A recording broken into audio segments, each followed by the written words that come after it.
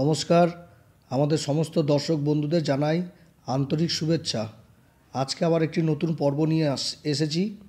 সেটা হচ্ছে মিথুন রাশির ক্ষেত্রে এই সূর্য রাহুর যে জুতি তৈরি হচ্ছে এবং শনি মঙ্গলের যে জুতি তৈরি হচ্ছে, এর কী প্রভাব পড়বে এই রাশির ক্ষেত্রে এবং কোন উপাচার করলে এই মিথুন রাশির জাতক জাতিকারা এর প্রভাব থেকে রক্ষা পাবে। তবে মনে রাখবেন, গ্রহের গোচর সবসময় নির্ভর করে জাতকের জন্মকুষ্ঠির গ্রহের দশা এবং গ্রহের অবস্থানের উপর। মিথুন রাশির এই যে গোচরের ফল আমরা প্রকাশ করছি, এটা আমাদের একটা কিন্তু প্রচেষ্টা মাত্র।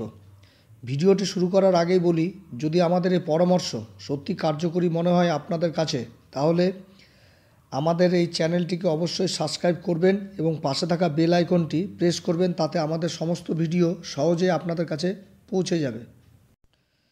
মিথুন রাশি হচ্ছে বায়ুতত্ত্ব রাশি। এই রাশির বুধ হচ্ছে রাশির অধিপতি এবং কারক গ্রহ।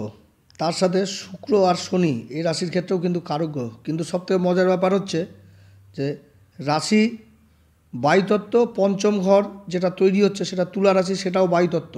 আর যেটা নবম ঘর যেটা কুম্ভ রাশি তৈরি হচ্ছে, সেটাও আবার কিন্তু বায়ুতত্ত্ব। এই রাশির স্বভাব রাজকুমারের মতন হয়। এরা খুব তাড়াতাড়ি কোনো কিছুতে চট করে রেগে যায়, আবার কোনো কিছুতে আবার চট করে দুঃখী হয়ে যায়। তবে এটা কিছুক্ষণের জন্য সাময়িক।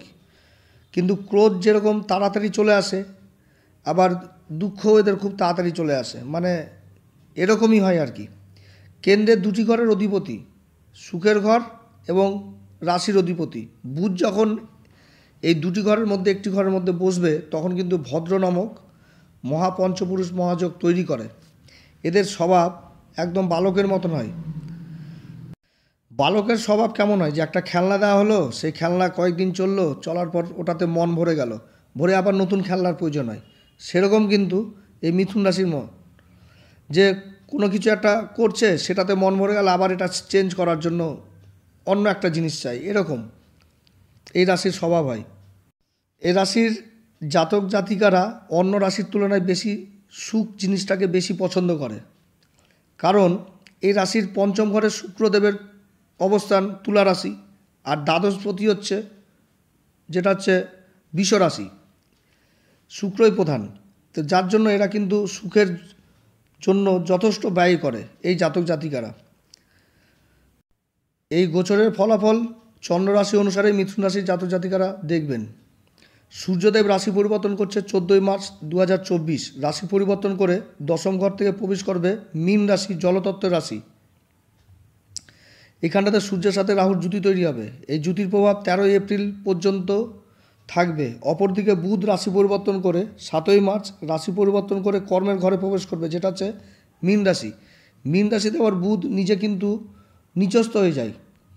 কিন্তু যদি বুধের ডিগ্রি থাকে, অর্থাৎ বুধের ডিগ্রি 15 ডিগ্রি যদি থাকে বা তার থেকে বেশি থাকে, তাহলে কিন্তু এই বুধ আবার খুব ভালো রেজাল্ট দেবে। অপরদিকে শুক্রদেব 7ই মার্চে রাশি পরিবর্তন করে ভাগ্যের ঘরে প্রবেশ করবে এবং এখানটাতে 31শে মার্চ পর্যন্ত অবস্থান করবে। তার সাথে মঙ্গলদেব 15ই মার্চ রাশি পরিবর্তন করে ভাগ্যের ঘরে প্রবেশ করবে এবং 23শে এপ্রিল পর্যন্ত এইখানটাতেই অবস্থান করবে। মিথুন রাশির ক্ষেত্রে শুক্রদেব হচ্ছেন যোগকারক গ্রহ, পঞ্চমপতি এবং ব্যয়পতি হয়ে ভাগ্যের ঘরে কিন্তু অবস্থান করছে।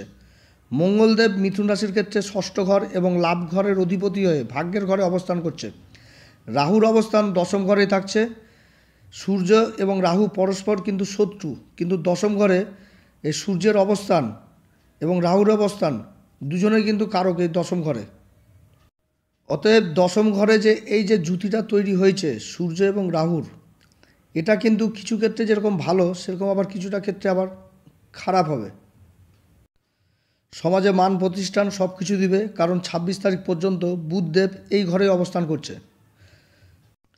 রাশির অধিপতি বুধদেব এই দশম ঘরে অবস্থান করে নিজের ঘর চতুর্থ ঘরকেই দেখবে, যেটা হচ্ছে কন্যা রাশি। যারা সরকারি কাজকর্মে করছেন তাদের কিন্তু মান সম্মান এই সময় যথেষ্ট বৃদ্ধি হবে। রাজনীতির সাথে যারা যুক্ত রয়েছেন তাদের মধ্যে একটা বিশেষ প্রভাব ফেলবে। নিজের মুখের বাণীর দ্বারা সমাজে কিন্তু বিশেষ পরিচিতি লাভ করবে, কারণ বুধ হচ্ছে ম্যানেজমেন্ট এবং বাণীর কারক। বুধ যখন এই রাশিতে নিচস্থ হবে, তখন নিজের ঘরকেই কিন্তু দেখবে।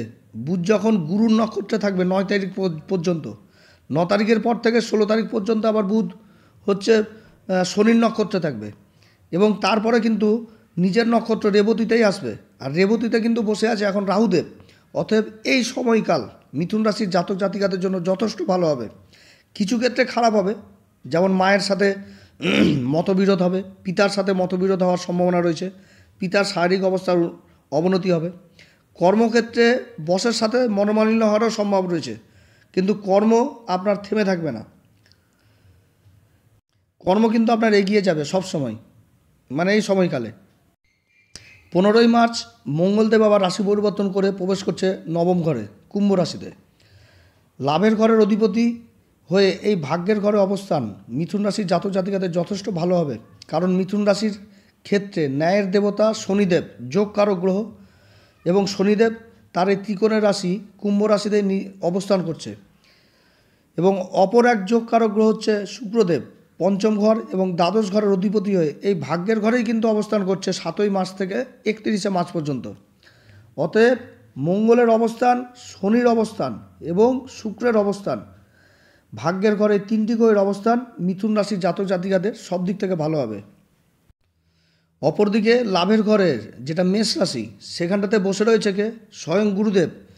গুরুদেবের এই অবস্থান মিথুন রাশির ভাগ্যের সাথ যথেষ্ট পাবে। ভাগ্য সবসময় 10 কদম এগিয়ে থাকবে এই সময়কালে। এই সময়কালে এই রাশির ক্ষেত্রে যারা প্রশাসন লেভেলে রয়েছেন, যেমন নেভি, আর্মি, পুলিশ, এই সময়কাল তাদের জন্য যথেষ্ট ভালো হবে এবং কোনো বিশেষ সফলতাও পাবে এই সময়ে। যারা কসমেটিক ব্যবসা করছেন, জুয়েলারি ব্যবসা করছেন, সুগন্ধির ব্যবসা করছেন, তাদের ক্ষেত্রেও কিন্তু যথেষ্ট ভালো হবে এই সময়কাল। এই রাশির জাতকদের মধ্যে পুরুষার্থ ভাবটা প্রচণ্ড থাকবে এই সময়কালে। ভাগ্য যথেষ্ট সাথ দিবে, কর্মক্ষেত্রে যথেষ্ট সাফল্য পাবে। তবে মনে রাখবেন, এগুলো সমস্ত কিছুই নির্ভর করবে জাতকের জন্মকুষ্ঠির গ্রহের অবস্থান। যদি গ্রহের অবস্থান সঠিক থাকে তাহলে অবশ্যই কিন্তু লাভ পাবে। যারা বিদেশে ব্যবসা বাণিজ্য করছেন, ইম্পোর্ট এক্সপোর্টের, তারা কিন্তু যথেষ্ট লাভ পাবে। যারা উচ্চশিক্ষার জন্য বিদেশ যাওয়ার চেষ্টা করছেন, এই সময়কাল কিন্তু যথেষ্ট সফল হওয়ার সময়।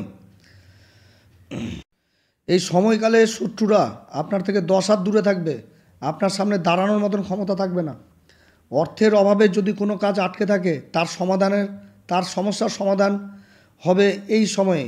কারণ লাভের ঘরের অধিপতি এবং ষষ্ঠ ঘরের অধিপতি মঙ্গলদেব, পঞ্চম ঘরের অধিপতি শুক্রদেব এবং ভাগ্যের ঘরের অধিপতি শনিদেব একসাথে বসে রয়েছে। এই জুতির ফলে এতদিন ধরে যদি ঋণ পাওয়ার চেষ্টা করেন, সেই ঋণ পাওয়ার চেষ্টা কিন্তু এই সময়কালেই সফল হবে। তবে মনে রাখবেন, এই সময় আপনি ঋণ নিতে পারবেন, কিন্তু কাউকে ঋণ দিবেন না। ঋণ যদি দিয়ে থাকেন তাহলে কিন্তু সেই অর্থ পাওয়া অসম্ভব হবে। এই জুতির ফলে এই রাশির জাতক জাতিকাদের মধ্যে এনার্জি লেভেলটা প্রচণ্ড হাই থাকবে।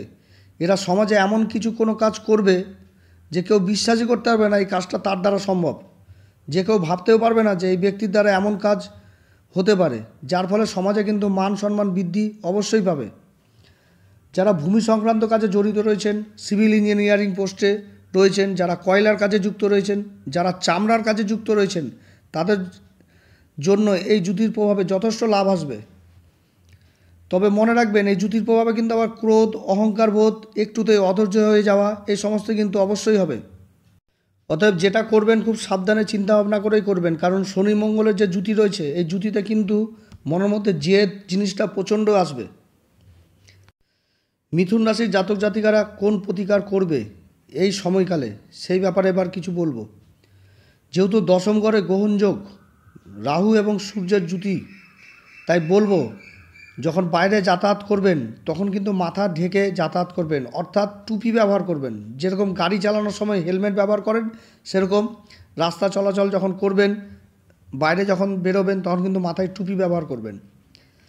মোট কথা মাথাটা ঢাকা থাকবে গ্রহণের জন্য। আবার রাশির অধিপতি বুধদেব, সে কিন্তু নিচস্থ হচ্ছে, তাই বুধের বল বৃদ্ধি করতে হবে। প্রত্যেক দিন গণেশজির আরাধনা করবেন, ওম গণ গণপতি নমঃ এই মন্ত্র উচ্চারণ করবেন। বুধবার করে গণেশজিকে দুর্বা অর্পণ করবেন।